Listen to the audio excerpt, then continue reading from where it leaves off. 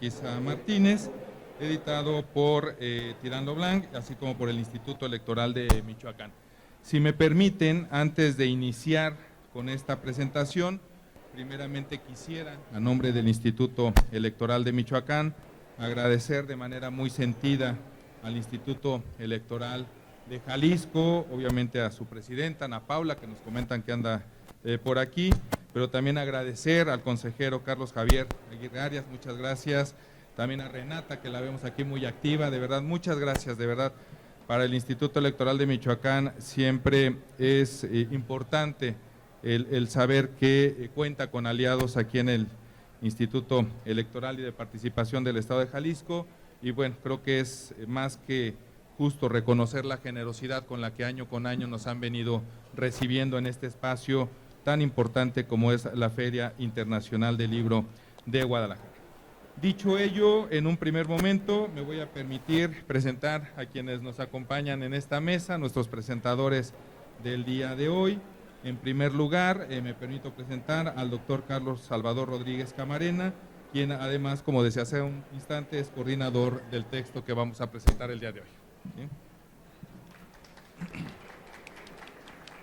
También nos acompaña quien tiene precisamente una participación en este texto, que es al maestro José Alfredo Tapia Navarrete. Muchas gracias, Alfredo. Y por supuesto, por último, pero no por ello menos importante, a mi consejera electoral, a la maestra Marlene Arisbe Mendoza Díaz de León. Muchas gracias también como presentadora. Y bueno, pues sin más, me voy a permitir irles dando el uso de la voz en el orden en que fueron presentados. Sin duda, como decía, para el Instituto Electoral también es un gusto poder acompañar este tipo de ejercicios académicos, estos productos académicos, sobre todo en un tema tan fundamental, me parece hoy en día, como es el tema de la representación política. Creo que de unos años para acá, esta idea de la representación política pues ha adquirido una connotación muy importante dentro del régimen político mexicano, dentro de nuestro propio sistema democrático. Y bueno, qué mejor que invitarnos a esta reflexión, a un diálogo precisamente con los autores a partir de este texto. Entonces vamos a iniciar para ganarle tiempo al tiempo, es más importante que los escuchen a ellos que a su servidor. Entonces voy a ir presentando en un primer momento la intervención del doctor Carlos Salvador Rodríguez Camarena, quien a su vez es doctor en Derecho por la Universidad de Colima, maestro en Derecho por la Facultad de Derecho y Ciencias Sociales de la Universidad Michoacana de San Nicolás de Hidalgo. Cuenta con una especialidad como notario público por la División de Derecho, Política y Gobierno de la Universidad de Guanajuato. Es licenciado en Derecho por la Escuela de Derecho de la Universidad del Bajío. Licenciado en Ingeniería Química por la Escuela de Ingeniería del Instituto Tecnológico y de Estudios Superiores de Monterrey. También es docente de la División de Estudios de Posgrado de la Facultad de Derecho y Ciencias Sociales de la Universidad Michoacana de San Nicolás de Hidalgo, bicentenaria. Y también es el coordinador del doctorado precisamente de dicha división de posgrado, que también tiene su reconocimiento por parte del CONACYT. Entonces, cedería el uso de la palabra al doctor Carlos. Si no tienen inconveniente, hasta más o menos unos 15 minutitos, igual para ver si pudiésemos propiciar algún diálogo, alguna retroalimentación con quienes nos acompañan en esta presentación. Adelante, doctor. Gracias, mi querido Nacho. Saludo a mis compañeros de mesa que vamos a comentar este libro y por supuesto saludo a los asistentes a este importante evento. Gracias por permitirnos el espacio y compartir con ustedes algo de lo que hemos estado trabajando. Este libro tiene como título La representación política en un contexto constitucional. Y debo decir que cuando diseñamos esta obra colectiva, nunca imaginamos la vorágine de reformas constitucionales que estamos viviendo hoy en día, y todavía no acabamos. Entonces, en este contexto, la representación política se vuelve cada vez más importante. Tenemos que ver exactamente qué es lo que significa esta cuestión de representación política, y el libro, a pesar de que, bueno, ya tiene algunos meses que se puso a la circulación, pues resulta sumamente relevante. porque estamos viviendo un momento histórico en donde precisamente la democracia mexicana está enfrentando importantes desafíos y cuestionamientos. Este libro presenta 7 ensayos que desde diferentes puntos de vista, desde diferentes ópticas y disciplinas, busca analizar las transformaciones, retos y posibilidades de la representación política en México, aunque tenemos especial énfasis, por supuesto, en el estado de Michoacán, porque si ven el libro, Nacho nos apoyó para publicarse, si no, no estuviera ahí el logo del IEM. En un primer ensayo que un servidor le tocó presentar, más que nada busqué establecer un marco conceptual necesario para comprender la representación política, por lo menos desde el punto de vista teórico. Realicé un análisis sobre el concepto, los componentes clave y cómo es que ha ido evolucionando históricamente. Y esta parte es muy interesante porque los significados que puede tener la representación política que necesitamos, y entre ellos está con Dios Queen.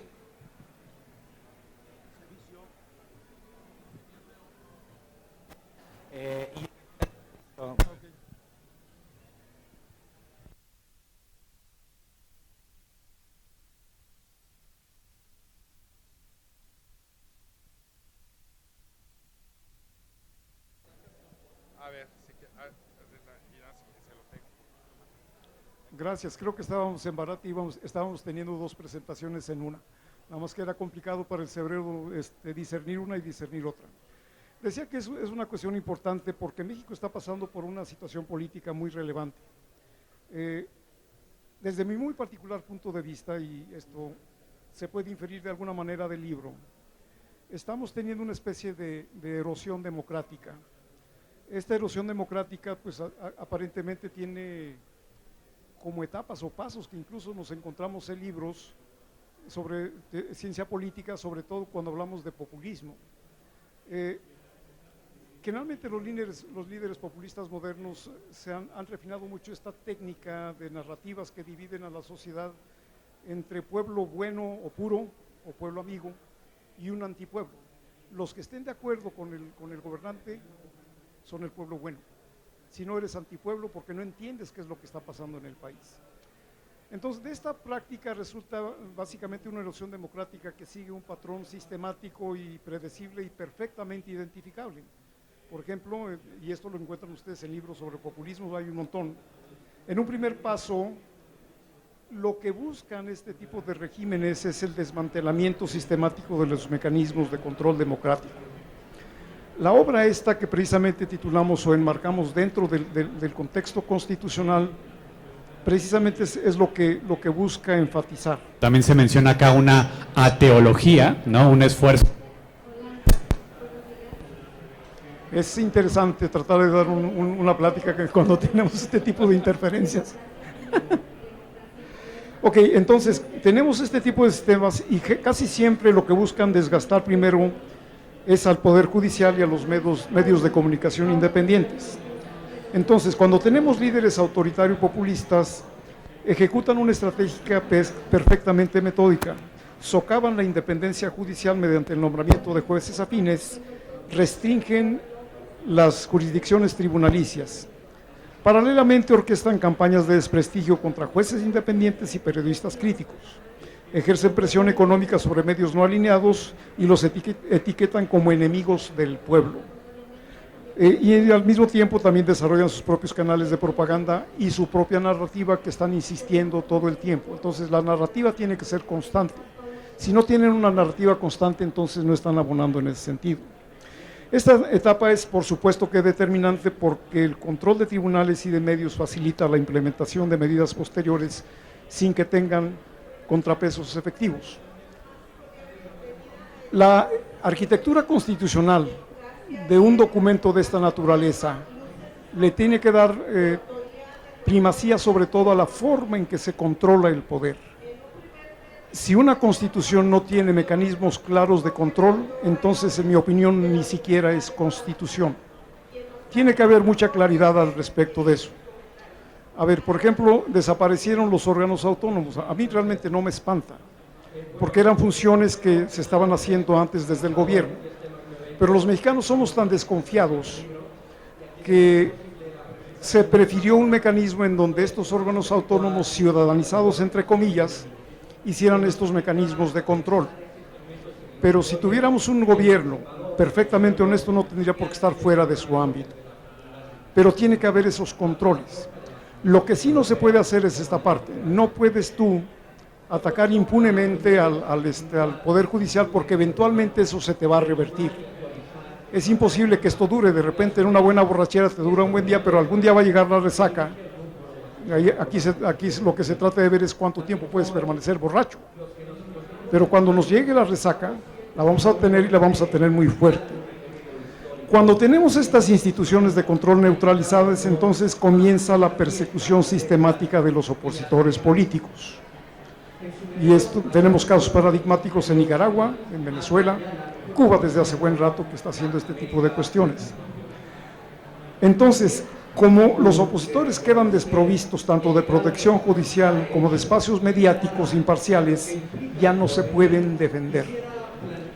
Una tercera fase se extiende sobre el control hacia el tejido social e institucional. Universidades, organizaciones civiles y gobiernos locales experimentan un asalto coordinado. Esto también lo podemos leer en diversas universidades públicas del país que empiezan a tener este tipo de embates. Se van contra la inteligencia del país. ¿Okay? Y la siguiente fase entonces es que las instituciones académicas y culturales afines sufren recortes en su autonomía, mientras los centros de investigación enfrentan asfixia financiera. Es la forma de hacer. De repente te recorto el gasto y no puedes hacer nada. ¿Qué es lo que pasa? Que los docentes, que a veces somos medios egoístas, buscamos tener esos privilegios que tenemos, o más bien mantener esos privilegios.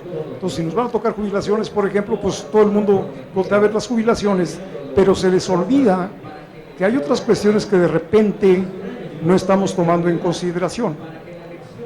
Quiero pensar que ese es un distractor, y mientras por abajito, despacito y sin que nos demos cuenta, están socavando la autonomía por otros canales.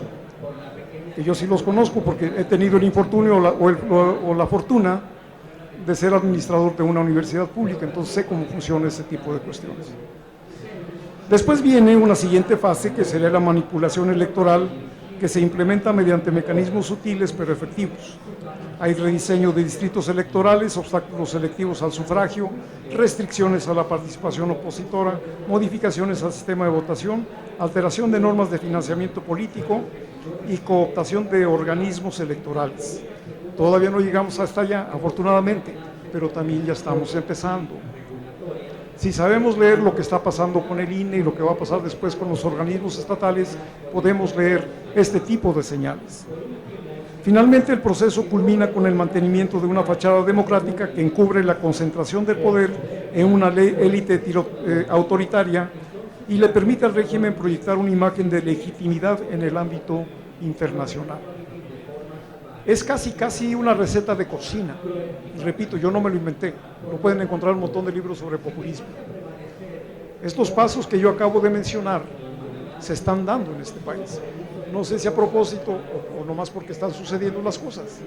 Pero precisamente aquí es donde toma mucho énfasis y mucha importancia la representación. Necesitamos tener una representación que sea real, que realmente nos represente. Yo no sé, pero yo hago encuestas con mis alumnos y les pregunto que si ellos se sienten representados. Todos me dicen que no, yo en lo particular por ninguno.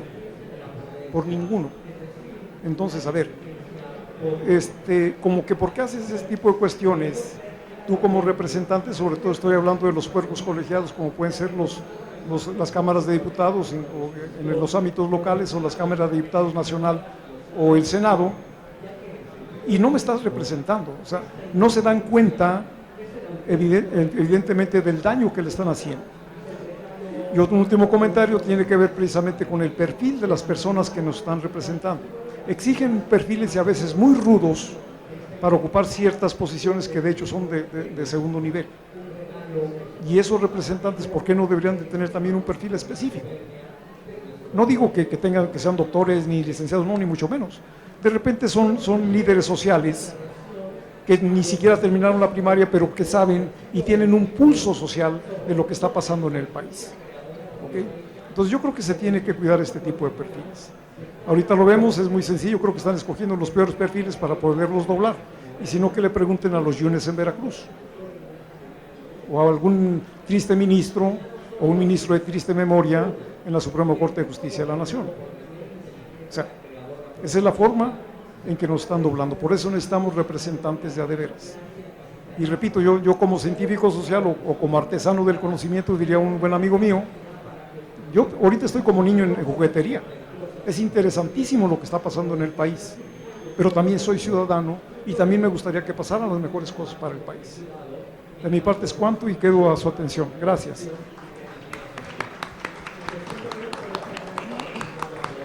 Muchas gracias, doctor Carlos.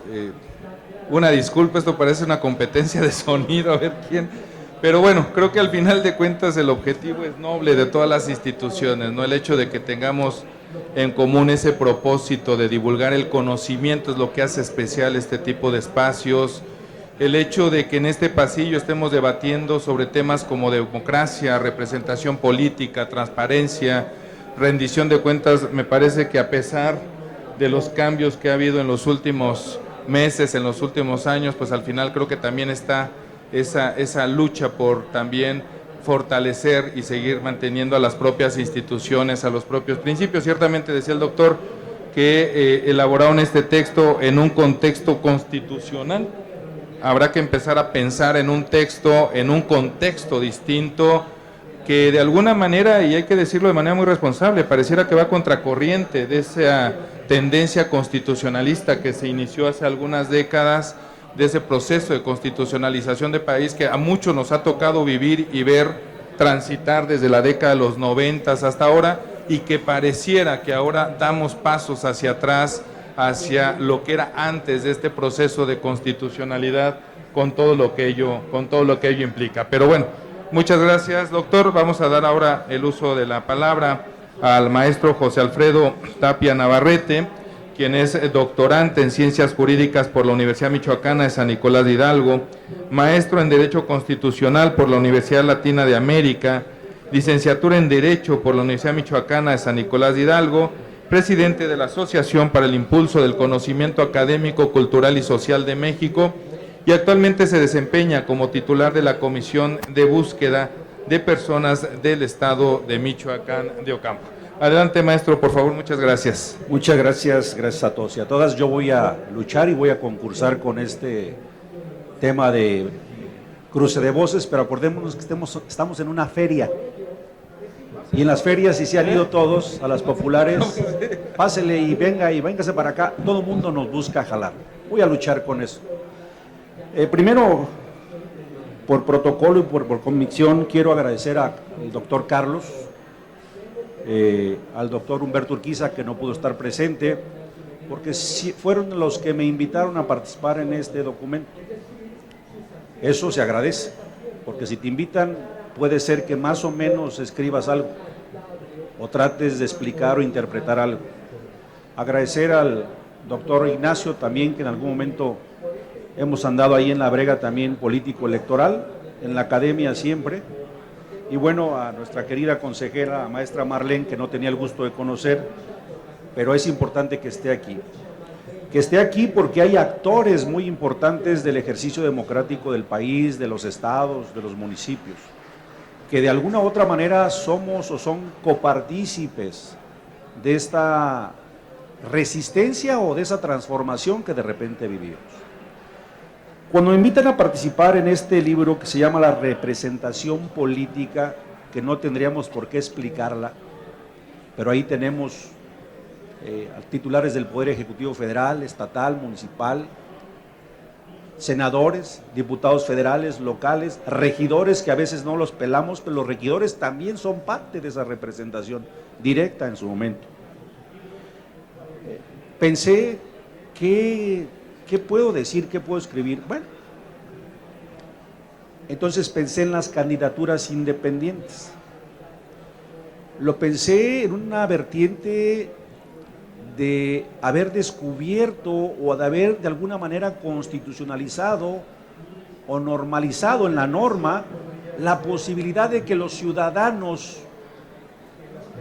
de a pie, entre comillas, perdón que no pueda mover estos deditos, pero pudiesen participar en la vida política electoral de este país y ser gobierno, y volverse también verdaderos representantes de los que no se sienten representados, o tener mecanismos de participación ciudadana nuevos, entre comillas nuevos, porque en algún momento han existido, porque los mecanismos de representación o los mecanismos de acceso al poder ya no nos estaban tampoco representando.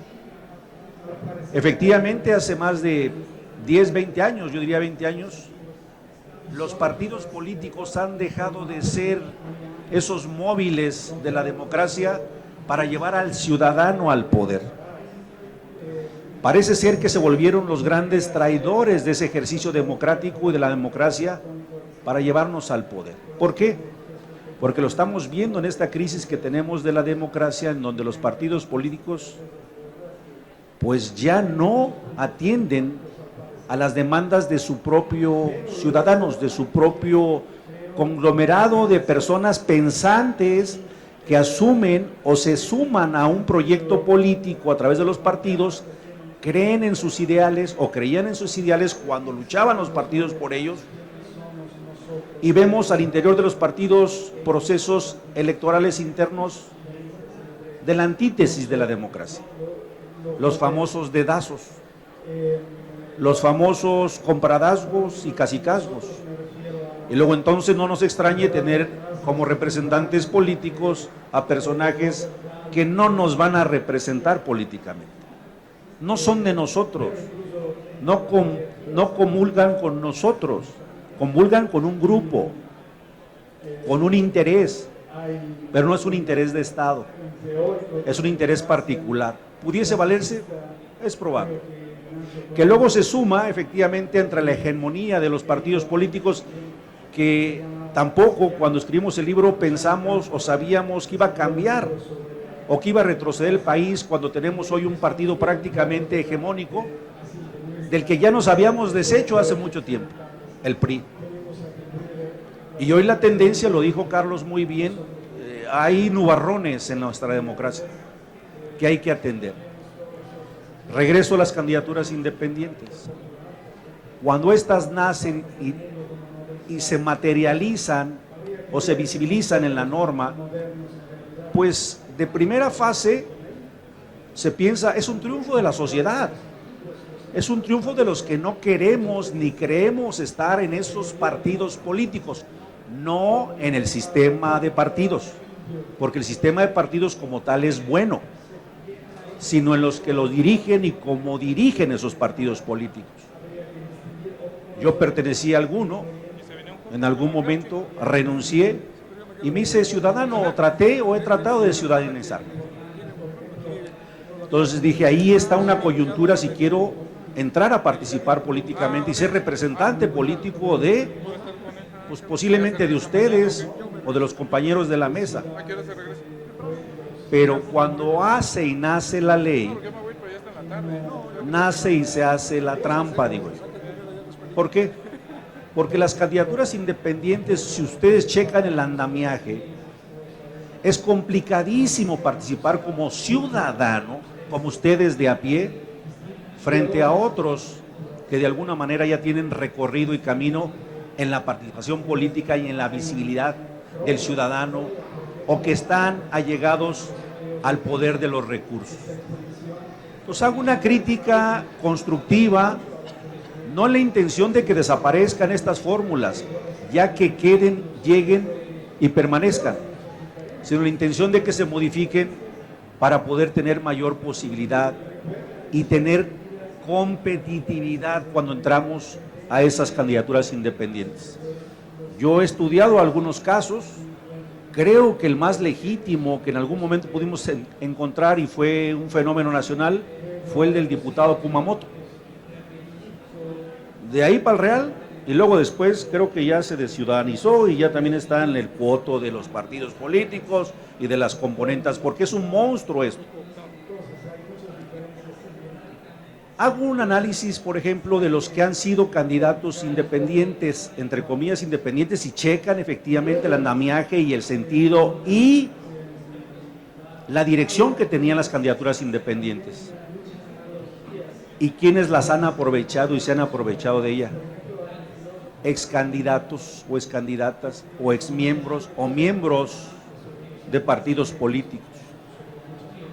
Yo hago una crítica y no le hago la crítica directamente al actual presidente municipal de Morelia, Alfonso Martínez. Él perteneció a un PAN, sino lo hago como ejercicio académico. A un partido, renuncia a ese partido y por la renuncia per se vuelve ciudadano, desconocido, competente para con ustedes y conmigo competir. No, se quita esa cobija del partido político, compite, pero no gana solo. Y además no se puede ganar solo. No, insisto, no es una crítica destructiva al presidente municipal actual, sino tiene que aliarse con los propios partidos constituidos y esos poderes fácticos que existen y que no nos hemos podido quitar durante mucho tiempo. Si no, no puedes ganar.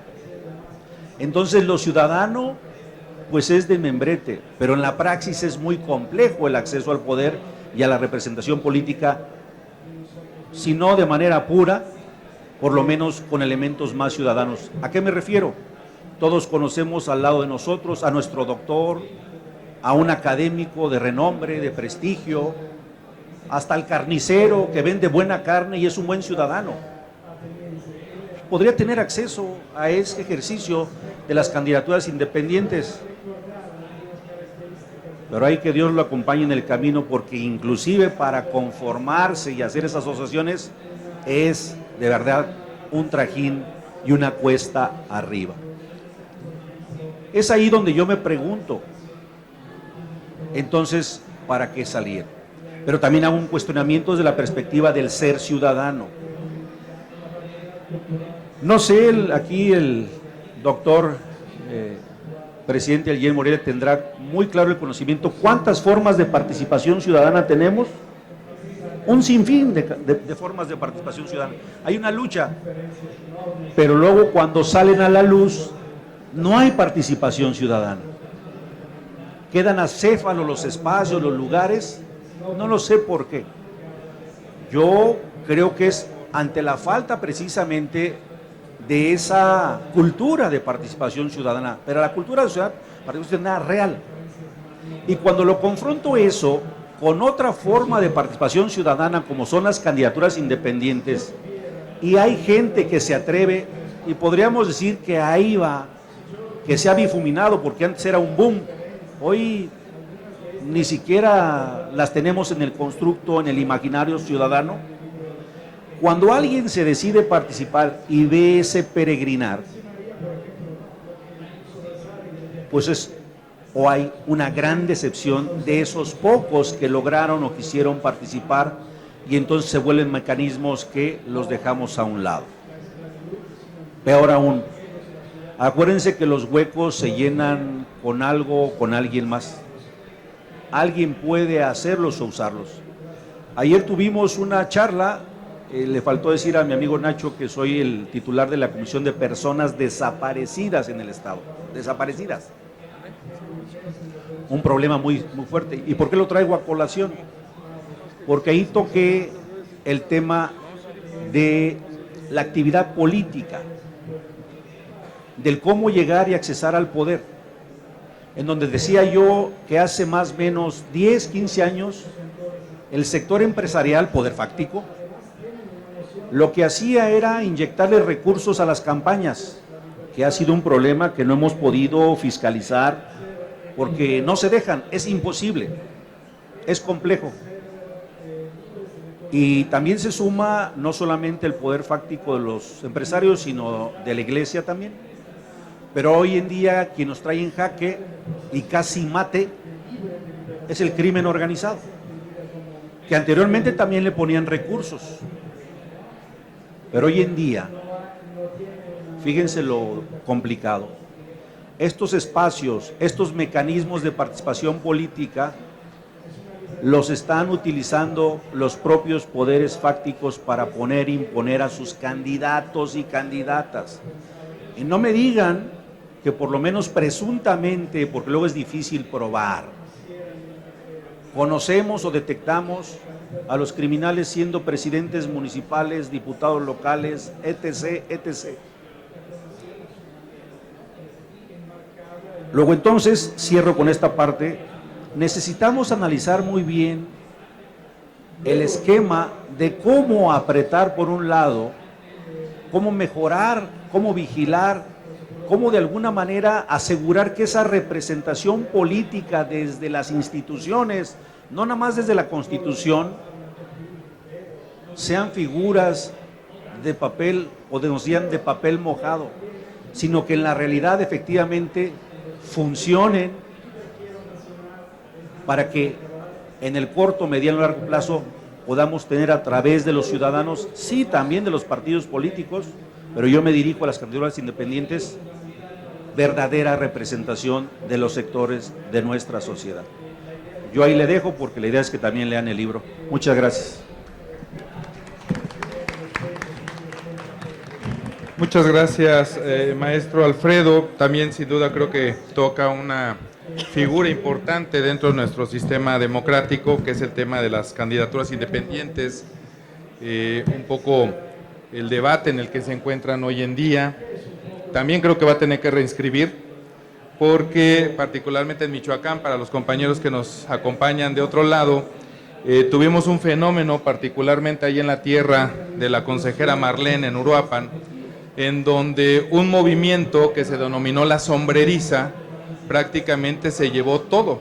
O sea, se llevó la Diputación Federal, se llevó las 2 diputaciones locales y se llevó la presidencia municipal. Aunque ciertamente también en algún momento quien encabezaba este movimiento venía de la estructura de los propios partidos, ¿no? Entonces, creo que al final de cuentas este tipo de fenómenos nos invitan a reflexionar sobre estas figuras de representación. Honestamente les confieso, soy de los que creí que en el 2012, cuando se inauguró las candidaturas independientes, iba a ser algo que iba a rebasar a los partidos políticos. La realidad es que no, al contrario, pareciera que el sistema partidista terminó absorbiendo esta figura, y particularmente creo que tendremos que repensar mucho este esquema de las candidaturas independientes, hasta dónde el diseño que tienen hoy en día es un diseño propicio para que realmente la ciudadanía pueda aspirar a representar políticamente a su sociedad, a su comunidad. Entonces, bueno, creo que al final del día también no deja de ser importante el tema de este fenómeno en Michoacán, el tema de las candidaturas, que además, se me ocurrió, no les querían en el Congreso que tuvieran representación parlamentaria, se tuvieron que ir a un juicio ciudadano y lograron que los tribunales les reconocieran que podían conformar una fracción parlamentaria, ¿no? Porque incluso hasta en eso se les pretendía relegar por parte de algunos integrantes del propio Congreso. Pero bueno, vamos a dar ahora el uso de la palabra a la maestra Marlene. Ella es licenciada en Derecho por la Universidad Don Bosco, maestra en Derecho Electoral con mención honorífica por el Instituto de Formación e Investigaciones Jurídicas de Michoacán, además de una especialidad en Justicia Electoral por el Tribunal Electoral del Poder Judicial de la Federación. Ha cursado diversos diplomados en Derecho Electoral, Argumentación Jurídica, Derechos Político-Electorales, Derechos Políticos y su propia tutela. Es docente del propio instituto en la maestría en Derecho Electoral en el Instituto de Formación e Investigación Jurídicas de Michoacán, además de que ha sido ponente y conferencista en varios eventos. También tiene varias publicaciones sobre temas de medios de impugnación, consultas en los pueblos y comunidades indígenas, que ese tema también podría entrar en la siguiente edición, la representación de las comunidades indígenas, que además en Michoacán tenemos ahí bastante. Ella trabajó durante muchos años, casi 16, en el Tribunal Electoral del Estado, donde tuvo diferentes cargos como escribiente, secretaria, instructora, proyectista.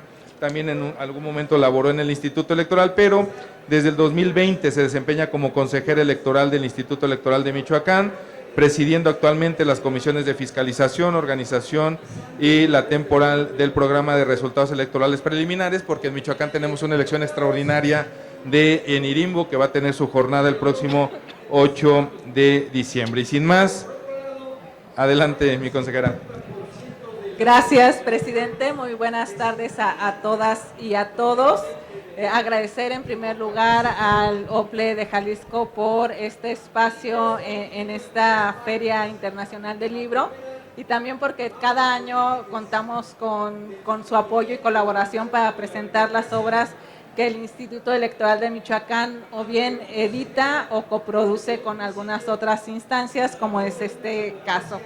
Y bueno, abocándonos ya a la materia del asunto, este libro que tenemos aquí en nuestra mesa, me congratula presentarlo y señalarles que es una muy buena opción para una lectura en estos momentos realmente históricos que estamos viviendo, no solamente en el país, sino en el estado de Michoacán, porque nos invita a reflexionar y a repensar qué es la participación política, qué injerencia tienen los partidos políticos en los diferentes órganos de poder en el Estado y qué vamos a hacer los ciudadanos con todos estos elementos que se están formando en la mesa y que no los teníamos previstos, pero que están sucediendo y que tenemos que hacer algo.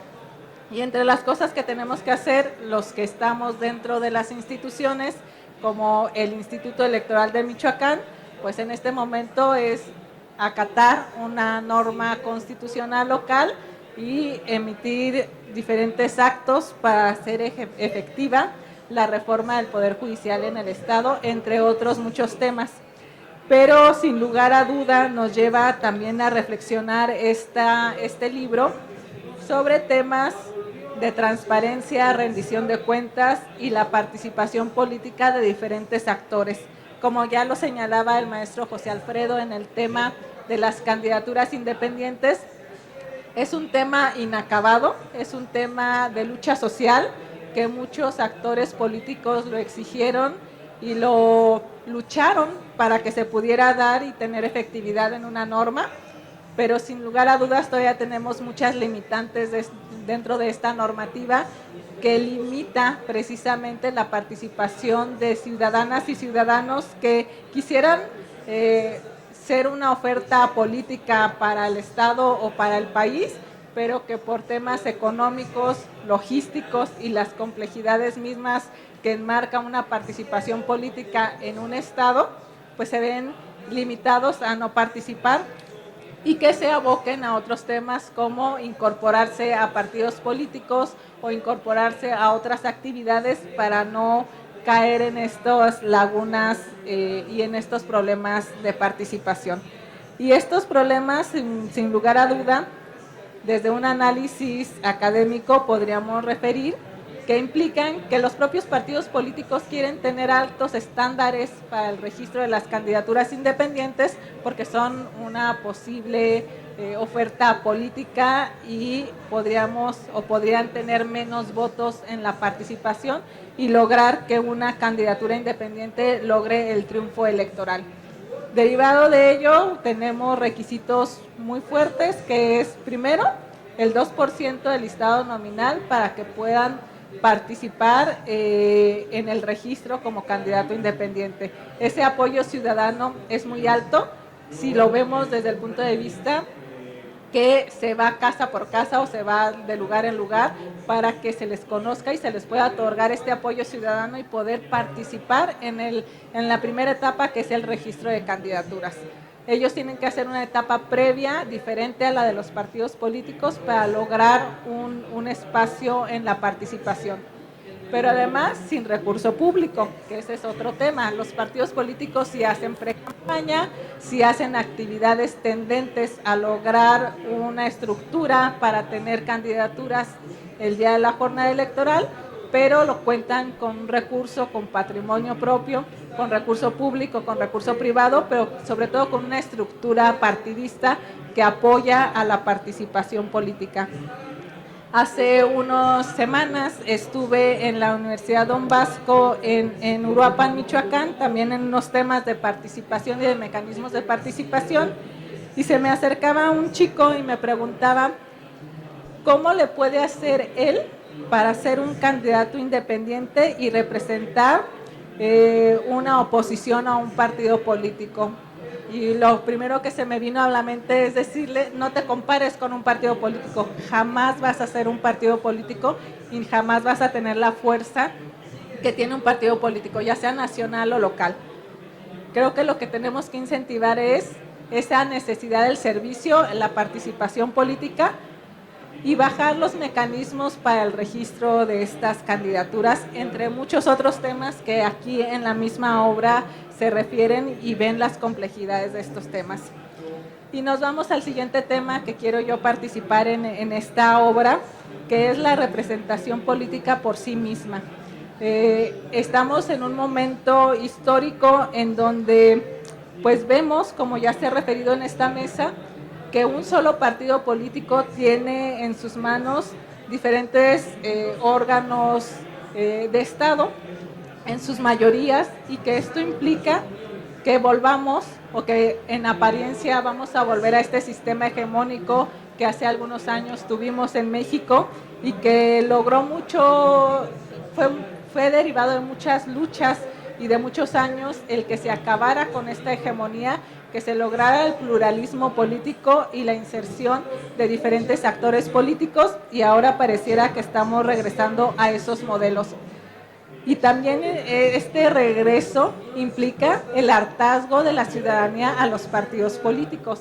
Hay tanta oferta y hay tanta demanda, pero hay tanto incumplimiento en las campañas electorales ya al momento de ejercer el cargo, en esas promesas, que la ciudadanía se vuelve apática, que además se tiene que luchar con los problemas propios de seguridad social, de educación, de salud, etcétera, que limitan el pensar un poco más allá de lo que significa la participación política, ese bien común que se supone que deben de representar nuestros funcionarios públicos para beneficio de la ciudadanía se vuelve obsoleto.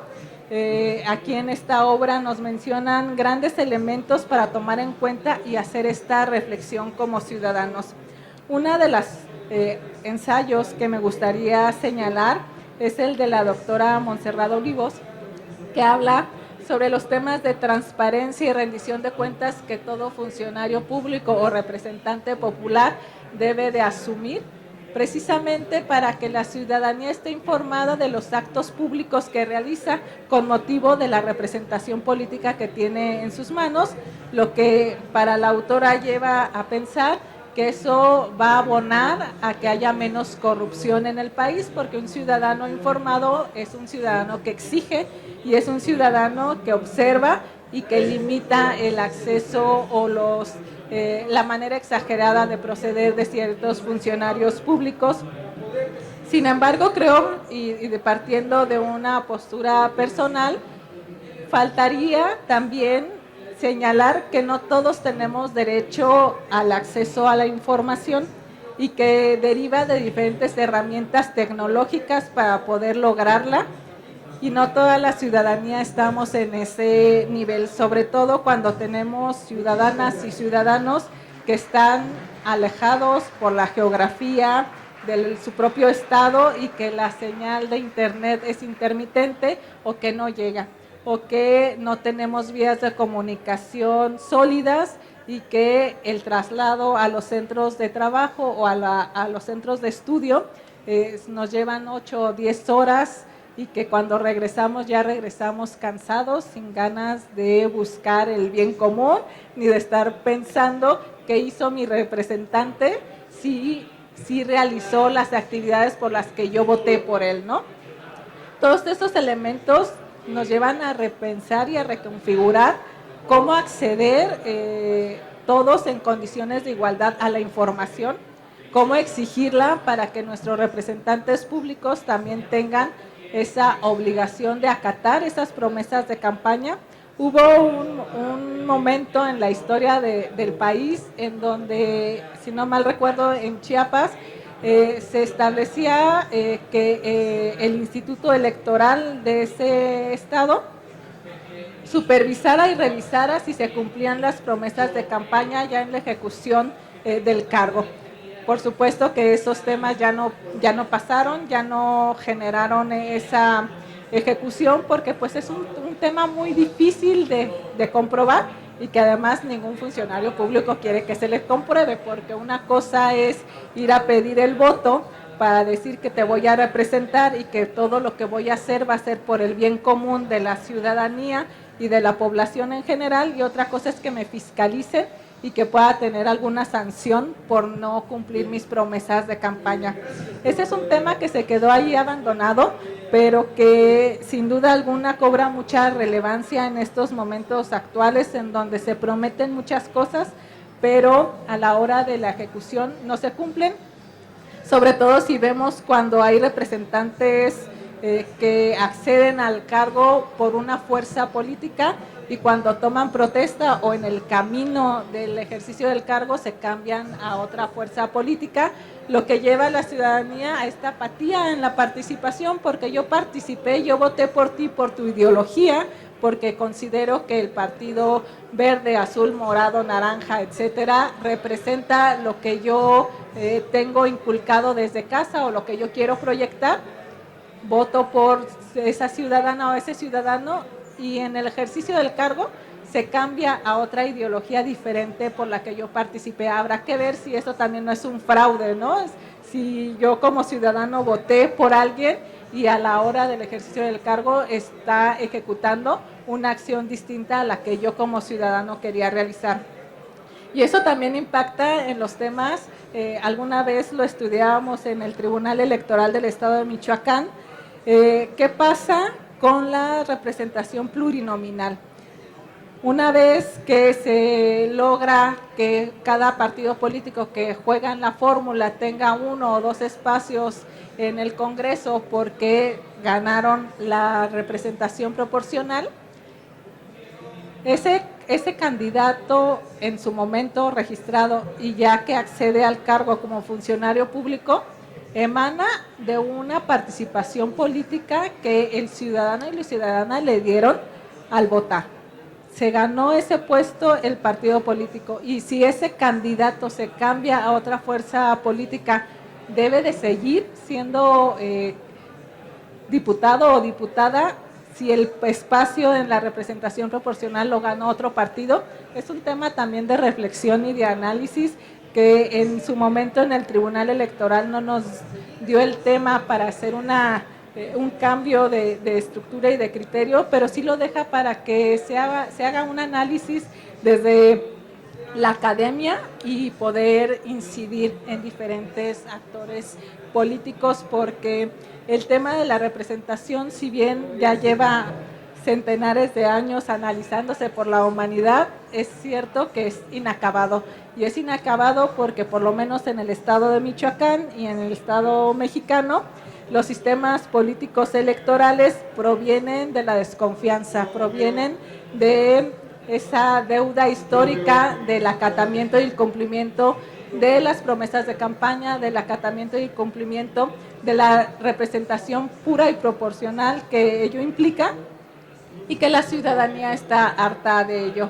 Por ello tenemos diferentes actores políticos como son las candidaturas independientes, las agrupaciones políticas, los frentes cívicos, etcétera, que convergen en una sola idea: acaparar la participación política y quitar el monopolio de los partidos políticos en el registro de las candidaturas.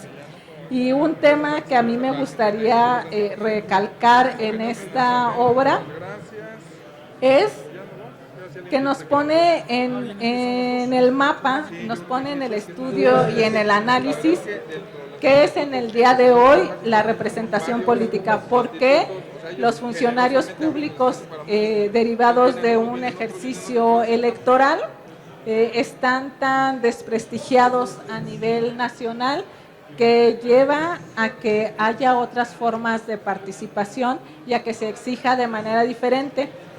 Una de ellas, pues, si bien no fue tan popular, la revocación de mandato es otro mecanismo que los ciudadanos y las ciudadanas tenemos para hacer efectivo ese cumplimiento de promesas de campaña y del ejercicio del cargo. Si bien ya lo tuvimos una vez a nivel nacional y no tuvo la participación necesaria, digámoslo así, para tener una vinculación, lo cierto es que fue un buen ejercicio para que se siga repitiendo. Y yo finalizaría con algo que me robó el maestro Nacho Hurtado, porque yo quería señalar que en las comunidades indígenas también hay participación política, pero se está perdiendo cuando acceden al ejercicio de su presupuesto directo y ya no tienen la necesidad de tener relación con un ayuntamiento o tener relación con un congreso o tener relación con el ejecutivo estatal, y en lugar de abonar a la participación política la estamos minando. Y otro tema que también me parece que de análisis para una siguiente edición sería la representación política que representan los jefes y las jefas de tenencia en los municipios, porque ellos también emanan de un proceso electivo, si bien no organizado por un OPLE o por una autoridad electoral, sí emanado por la propia normativa de la Ley Orgánica Municipal en el Estado de Michoacán, que dota de atribuciones y facultades al ayuntamiento para que realice este proceso electivo y entre sus ciudadanos se determine quién va a ser el jefe o la jefa de tenencia. Y si hablamos aún más de que estos jefes de tenencia también está la opción de que se haga por usos y costumbres en aquellos municipios donde tengan este alto nivel de población, pues las cosas se minan un poco más en cuanto a la representación política pura, como la imaginamos de un partido político a través de la representación en un congreso o en un ejecutivo estatal o nacional. De mi parte sería cuanto, les agradezco la invitación y espero que todos puedan leer esta obra para que también se hagan sus propias ideas acerca de la representación política en México. Muchas gracias. Muchas gracias, consejera Marlene. Para efectos de respetar el tiempo que nos han marcado amablemente nuestros amables anfitriones en esta FIL, vamos a dar por terminada esta presentación. Ahora sí que la campana salvó al consejero Juan Adolfo, porque sé que está trabajando sobre temas de RP, representación política y todo ese tipo de cosas, pero bueno, lo dejaremos para un siguiente momento. Nosotros no nos restaría más que agradecerles a todas y a todos el favor de su atención, nuevamente reiterar el agradecimiento al Instituto Electoral del Estado de Jalisco e invitarlos a leer este texto, pero también que incluso aquí amablemente los autores nos van a obsequiar algunos, pero también invitarlos, como lo dice aquí este stand, a que juntos nos enredemos en la búsqueda de conocimiento, nos enredemos en el fortalecimiento de los valores democráticos, nos enredemos obviamente en seguir construyendo esta democracia que al final del día, como lo dice nuestra Constitución, es un sistema de vida, no es un tema solamente de elecciones, no solamente es un tema de partidos políticos, sino que es un sistema de vida que todos los días tenemos que estar construyendo, y esa es la invitación a que juntos sigamos por este camino. Muchas gracias, muy buenas tardes a todas y a todos.